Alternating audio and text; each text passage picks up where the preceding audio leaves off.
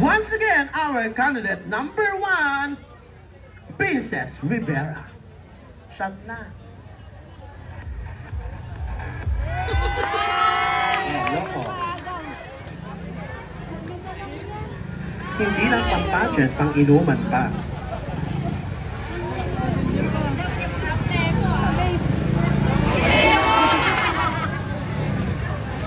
Wait, there's more.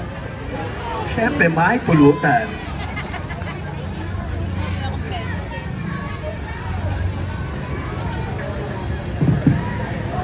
Mga minamahal kong manonood, mga minamahal kong hurado. Opo, ako po ang unang nagbigay ng talento ngayong gabing ito.